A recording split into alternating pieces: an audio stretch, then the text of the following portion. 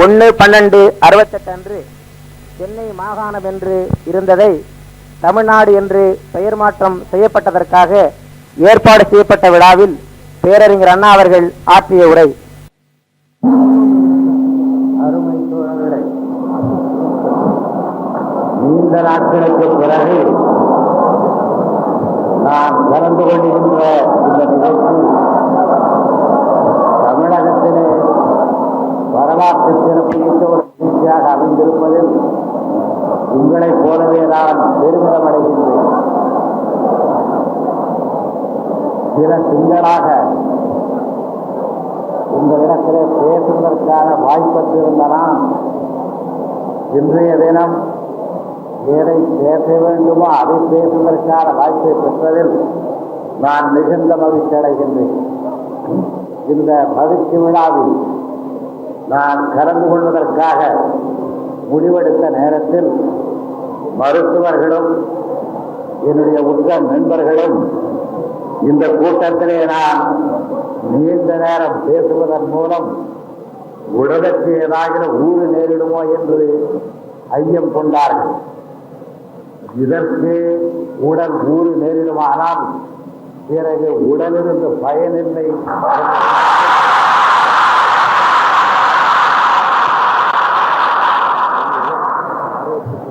நான் இந்த விழாவில் கலந்து கொள்வது என்ற என்னுடைய முடிவினை ஏற்றுக்கொள்ளும்படி மருத்துவர்களையும் நண்பர்களையும் விரும்பி வேண்டி கேட்டுக்கொண்டேன். ஏனென்றால் ஒருவருடைய வாழ்நாளில் இதை போன்ற நிகழ்ச்சிகள் ஒரு முறைதான் வருமே தவிர பல முறை வருவதற்கில்லை. ஆகையினால் தமிழ்நாட்டு மக்கள், தமிழ் இனத்து மக்கள் தங்களுடைய நாட்டுக்குரிய பெயரை பெறுவதற்காக எடுத்துக்கொண்ட முயற்சி தக்க முறையிலே வெற்றி பெற்று அதற்கு முன்னணியிலே இருந்தவர்களெல்லாம் மகிழ்ச்சி பெருக்கெடுத்து ஓடுகின்ற உள்ளத்தை பெற்றிருக்கின்ற நன்னாளாக இந்நாள் விளங்குகின்றது. இவ்வளவு நல்ல நாளில் வாக்கு செலுத்திக் கொண்டவர்களை பற்றி எண்ணி பார்ப்பது என்பது கூட அவ்வளவு சரியானதல்ல. தனக்கு உரிய பங்கை கிடைத்து மணாரை உட்காருகிற பொழுது முன்னாலே பார்த்த அழகற்ற மங்கைகளை பற்றி எண்ணி பார்ப்பது வீழ்ந்து வருகின்றது. ஆகையினாலே நாம் பெற வேண்டும் என்று நினைத்ததை பெற்றிருக்கிறோம், அடைய வேண்டும் என்று எண்ணிக்கொண்டிருந்ததை அடைந்திருக்கிறோம். அதை நாம் பெறுவதற்கு டெல்லி பேரரசு உறுதுணையாக இருந்ததற்காக அவர்களுக்கு நாம் நன்றி செலுத்த கடமைப்பட்டிருக்கிறோம். ஏனென்றால் இங்கே காங்கிரஸ் அரசு நடைபெற்று இதே தீர்மானம் டெல்லி அரசினாலே ஏற்றுக்கொள்ளப்பட்டிருக்கும். ஆனால் அதற்கு அவ்வளவு மதிப்பு இருந்திருக்க முடியாது. ஆனால் நடைபெற்றுக் கொண்டிருப்பது திராவிட முன்னேற்ற கழக அரசு என்பதால் இந்த தீர்மானத்தை டெல்லி பேரரசு புறக்கணித்துவிடும் என்று அரசியலில் விவரம் தெரியாதவர்கள் எண்ணிக்கொண்டிருந்தார்கள். விவரம் தெரிந்தவர்கள் அந்த இடத்திலே கூட இதை ஏற்றுக்கொள்ளக் கூடாது என்று எடுத்து சொன்னதாகவும் கேள்விப்பட்டு, ஆனால் இதை பற்றி நான் டெல்லி பேரரசிலே உள்ள அமைச்சர்களிடத்தில் நம்முடைய பிரதம மந்திரி அவர்களிடத்திலே பேசுகின்ற நேரத்தில் எடுத்த எடுப்பிலே அவர்கள் அதற்கு தம்முடைய உடன்பாட்டை தெரிவித்தார்கள். நண்பர் மாப்போசி அவர்கள் எடுத்து சொன்னபடி தமிழ்நாடு, தமிழகம் என்பதில் நகரத்தை எடுத்து சொல்வதற்குத்தான் அவர்களிலே பலராலே முடியவில்லை. ஒருவர் இருவருக்கு நான் அவர்கள் உடன் இருந்து ரா என்பது எப்படி உச்சரிப்பு வரும் என்பதை நாட்கள் தூக்கி மேலே ஒட்டியும் உட்டாலே போல செய்து விட வேண்டும் என்றெல்லாம் கூட பயிற்சி கொடுத்து பார்த்தேன். எவ்வளவு பயிற்சி கொடுத்தாலும் அவர்களாலே அதை உச்சரிக்க முடியவில்லை. அந்த இயலாமையை மனதிலே எண்ணிக்கொண்டுதான் அவர்கள் தமிழகம், தமிழ்நாடு என்ற பெயர் இருப்பதை எளிதான முறையில் தங்களுக்கு உச்சரிக்கக்கூடிய வகையில் அதை மாற்றி அமைத்து தர வேண்டும் என்று என்னிடத்தில் எடுத்து சொன்னார்கள். அந்த மாற்றத்தை தவிர அவர்களுடைய ஈராமியினாலே ஏற்பட்ட மாற்றத்தை தவிர நம்முடைய கோரிக்கையின் அடிப்படையை நான் சொன்னவுடனே அவர்கள் ஏற்றுக்கொண்டார்கள். அப்போதுதான் என்னுடைய உள்ளத்திலே ஒரு ஐயப்பாடு தோன்றிற்று. எதிர்கட்சி வரிசையிலே உள்ள ஒரு அரசு எடுத்துக் கொள்ளுகிற நேரத்திலேயே அதை இந்த அளவுக்கு ஒப்புக்கொள்ளுகின்ற இந்திய அரசிடம் அதே காங்கிரஸ் கட்சியை சேர்ந்தவர்கள் அரசு நடத்திக் கொண்டிருந்த நேரத்தில் எடுத்து சொல்லியிருந்திருப்பார்களானால் மறுப்பு பிறந்திருக்க நியாயமில்லையே, ஏன் சொல்லவில்லை என்று எண்ணினேன். என்னுடைய உள்ளத்திற்கு தோன்றியதெல்லாம் அவர்கள் அதனை எனக்கென்று விட்டு வைத்தார்கள் என்பதற்காக பின்னாலே பிலாய் போல பெரிய தொழிற்சாலையை அமைக்க இயலாது, துர்காபூரை போல பெரிய தொழிற்சாலையை அமைக்க இயலாது, இதையாவது அவன் வந்து செய்யட்டும் என்று விட்டு வைத்தார்கள் என்றுதான் நான் கருதுகின்றேன். சாதாரணமாகவே வரலாற்றில் சில காரியங்கள் சில சூழ்நிலைக்கு பிறகுதான் நடைபெறுவதை பார்க்கிறோம். மாமல்லனுக்கு பிறகுதான் மாமல்லபுரத்து சிற்பங்கள் தோன்றின. அதற்கு முன்னாலே சிற்பிகள் இல்லை என்று பொருள் அல்ல, சிற்பக்கலையிலே நாட்டமுள்ள மன்னர்கள் இல்லை என்று பொருள் அல்ல, அதற்கு தேவையான பொருள் இல்லை என்பது கூட பொருள் அல்ல. ஆனால் மாமல்லன் காலத்தில் மாமல்லபுரம் தோன்றி அவனுடைய பெயரோடு இணைக்கப்பட வேண்டும் என்ற ஒரு வரலாற்று நீதி தமிழகத்திலே இருந்திருக்கிறது. அதை போல தமிழ்நாடு என்ற பெயர் மாற்றம் என்பது கூட பொருத்தமற்றது. பெயர் பெற்றிருப்பது, மாற்றப்பட்ட பெயரை நாம் திரும்ப பெற்றிருக்கின்றோம்.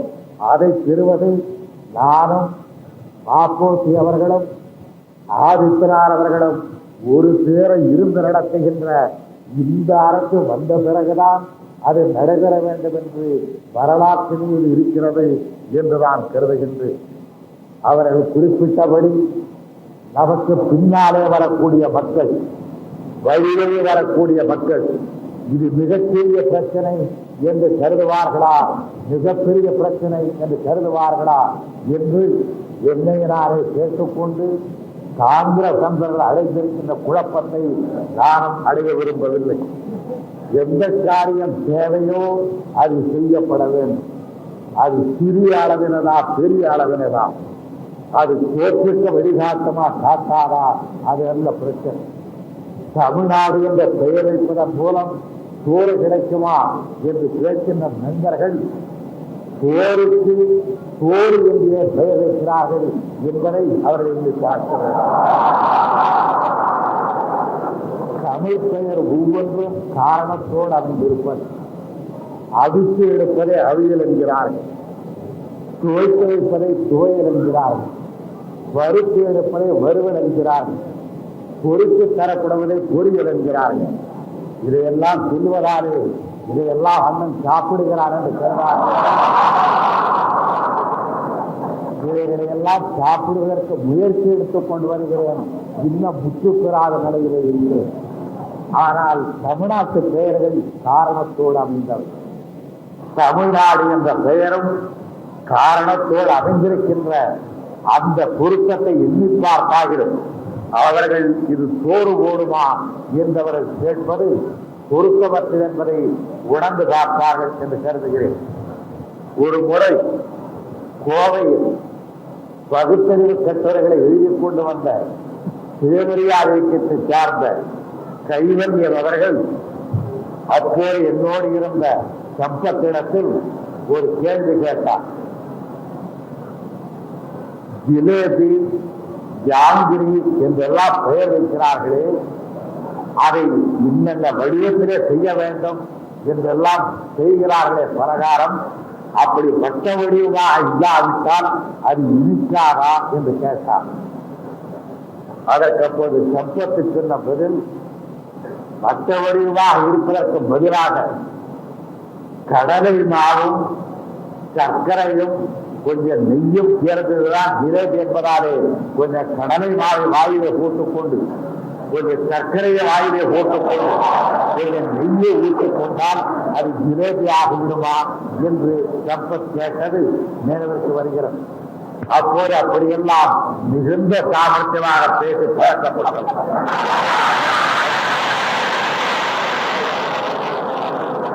போய் சேர்ந்த இடம் அதற்கு தகுந்த இடம் கொடுக்கவில்லையே என்று எனக்கு உள்ளே. அதை போல நம்முடைய பண்டங்கள், பலகாரங்கள், ஊர்கள், குடியிருப்பு இடங்கள், நாம் செய்யும் தொழில்கள், நாம் படிக்கும் நூல்கள் ஆகிய அவ்வளவுக்கும் காரணத்தோடு பெயர் வைத்து வழக்கப்பட்ட தமிழினம் நாட்டுக்கு மட்டும் மெட்ராஸ் சென்னை ராஜ்யம் என்று பெயர் வைத்திருப்பது பொருத்தமற்றது என்பதாலே அதை நீக்கி பொருத்தமுள்ள தமிழ்நாடு என்ற பெயரினை நாம் பெற்றிருக்கின்றோம். அதற்காக அரும்பாடுபட்டவர்களுக்கெல்லாம் இன்றைய தினம் நாம் நன்றி கூறிக்கொள்ள கடமைப்பட்டிருக்கிறோம். அதே மூச்சாக இருந்து நம்முடைய மூச்சினை சேர்ந்த சங்கரலிங்கனாருக்கு நம்முடைய அஞ்சலியை தெரிவித்துக் கொள்கிறோம். அதற்கு பல தடவை எதிர்ப்பு காட்டிய போதிலும் இது எதிர்த்து பயனில்லை என்ற கட்டம் வந்த பிறகாகிறது யூகத்தோடு நடந்து கொண்ட காங்கிரஸ் நண்பர்களுக்கு நன்றி தெரிவித்துக் கொள்கிறோம். மத்திய அமைச்சரவைக்கு நாம் நன்றி கூறிக்கொள்ள கடமைப்பட்டிருக்கிறோம். இவ்வளவு பேருடைய மகிழ்ச்சியும் இந்த ஒரு காரியத்தாலே கிடைத்திருப்பதாலே தமிழ்நாடு என்ன பணம் தரும் என்ற கேள்வி கேட்டிருந்தவர்கள் அது என்றும் காணாத ஒரு இன்பத்தை, எங்கெங்கோ தேடி அறிந்து கொண்டிருந்த ஒரு இன்பத்தை தமிழ் இனத்த மக்கள் இன்று எத்தனை பெற்றிருக்கிறார்கள் என்பதனை நாம் உணர்வதைப் போலவே அனைவரை உணர்கிறார்கள் என்பதை அவர்கள் அறிவார்கள் என்று நான் கருதுகிறேன். தமிழ்நாடு என்ற பெயரை நம்முடைய நாட்டுக்கு பெற்றுவிட்டதால் மட்டும் நம்முடைய பணி முடிந்து விட்டதாக நாம் கருதவில்லை. ஒரு விதத்திலே நாம் பெருமிதம் அடைகின்றேன். இந்த ஈராண்டு காலத்திற்குள் தமிழக அரசை நடத்திக் கொண்டு வருகின்ற நாம் நம்முடைய தோழமை கட்சிகளின் துணையோடு சாதித்திருக்கின்ற 2-3 காரியங்கள் வரலாற்று சிறப்புமிக்க காரியங்கள். வரலாற்று சிறப்புமிக்க காரியங்கள் அல்ல, எங்களை கூட காங்கிரஸ் நண்பர்கள் பதவியிலே இருந்து அகற்றலாம். இம்முறையோ மறுமுறையோ எம்முறையிலே வலுவேறுகின்றதோ அப்பொழுது. ஆனால் நாங்கள் செய்துவிட்டு போன காரியங்களில் கைது வைக்கின்ற சூழ்நிலை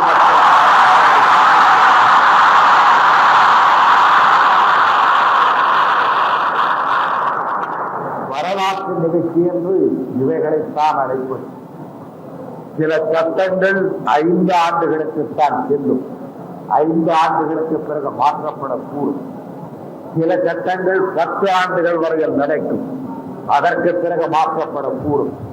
ஆனால் இனி தமிழகத்தை ஆளுவதற்கு எந்த கட்சி வருவதானாலும் சரி, என்னுடைய காங்கிரஸ் நண்பர்கள் மிகுந்த அவசரப்படுவதாக கேள்விப்படுகிறேன்.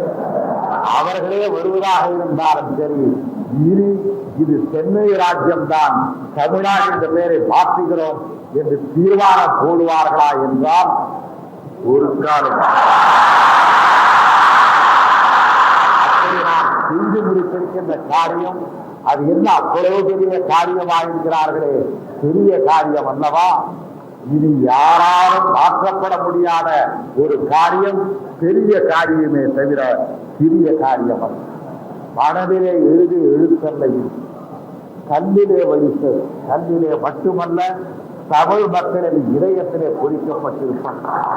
யார் இந்த ஆட்சி பொறுப்பை ஏற்றுக்கொள்ள வந்தாலும் இதை மாற்ற முடியாது என்பது மட்டுமல்ல, அவர்கள் அமைச்சரவையிலே உட்காருகின்ற நேரத்தில் ஒரு கணம் இல்லாவிட்டால் ஒரு கணம் தலை கவிழ்ந்து கொஞ்சம் யோசித்து இந்த காரியத்தை அவன் செய்ய விடுவதற்கு பதிலாக நாமே செய்திருந்திருக்கலாமே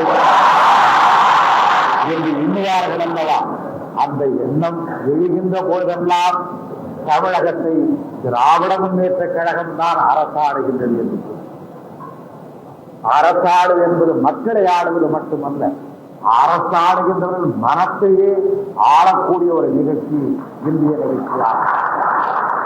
அதை போலவே பன்னெடும் காலமாக ஆயிரம் ஆண்டுகளாக நிறைத்து விட்ட மனமுறை என்று வைக்கப்பட்டிருந்த வைதீக முறையை மாற்றி சுயமரியாதை திருமணங்கள் நாம் செய்து கொண்டிருந்த நேரத்தில் அதை சட்டப்படி செல்லக்கூடியதல்ல என்ற நிலை இருந்த பொழுது அதை மாற்றி அது சட்டப்படி செல்லக்கூடியதுதான் என்று செய்திருக்கின்ற நிகழ்ச்சியும் வரலாற்று சிறப்பிருக்கிற நிகழ்ச்சியாகும். இந்தி இஷ்ட பாடமாக வேண்டுமானால் இருக்கட்டும், கட்டாய பாடமாக வேண்டாம் என்பது நான் முதல் இந்திய எதிர்ப்போடு மேற்கொண்ட முழக்கமாகும். இல்லை இல்லை என்று அந்த வாதாடினார். நாம் இந்த அரசு பொறுப்பை ஏற்றுக்கொண்ட பிறகு இனி தமிழகத்தில் இந்திக்கு இடமில்லை என்று சட்டம் இயற்றினோம். இந்த மூன்றும் எங்களிலே தனிப்பட்ட முறையிலே ஒவ்வொருவரும் எண்ணி பார்க்கிற நேரத்திலும் சரி, எங்களுடைய கட்சிகளின் சார்பில் எண்ணி பார்க்கிற நேரத்திலும் சரி, தமிழகத்தின் வரலாற்றை ஒட்டி எண்ணி பார்க்கிற நேரத்திலேயும் உள்ளபடி பெருமிதம் அடையக்கூடிய நிகழ்ச்சிகள், பெரிய நிகழ்ச்சிகள், வரலாற்று சிறப்புமிக்க நிகழ்ச்சிகள், இதிலே நமக்கு ஒரு பங்கு கிடைக்கும் என்பதில் நாம் ஒவ்வொருவருக்கும் உரிய பெருமதிப்பும் பெருமகிழ்ச்சியும் இயற்கையாக இருக்கின்றன. ஆனால் மாப்போசி அவர்கள் சொன்னபடி தமிழ்நாடு என்ற பெயரை மட்டும் வைத்துக் கொண்டு மற்றவற்றில் தமிழர்களாக வாழாமல் தமிழர் தவறியவர்களாக வாழ்ந்து கொண்டிருக்கின்ற நிலையை மெல்ல மெல்ல ஆனால் உறுதியாக நாம் மாற்றி அமைத்து தீர வேண்டும். நம்முடைய எதிர்கால வேலை திட்டம் தெளிவாக நமக்கு இருக்கின்றது. நம்முடைய எதிர்கால வேலை திட்டத்தில் நாம் வைத்துக் கொண்டிருக்கின்ற முன்னணி திட்டங்கள் தமிழராக வாழ வேண்டும். தமிழராக வாழ்வது மட்டுமல்ல, தமிழ் மொழியை போற்ற வேண்டும். வெறும் மொழியை போற்றுவது மட்டுமல்ல, அந்த மொழி காட்டுகின்ற வழியில் தன் வாழ்க்கையை அமைத்துக் கொள்ள வேண்டும்.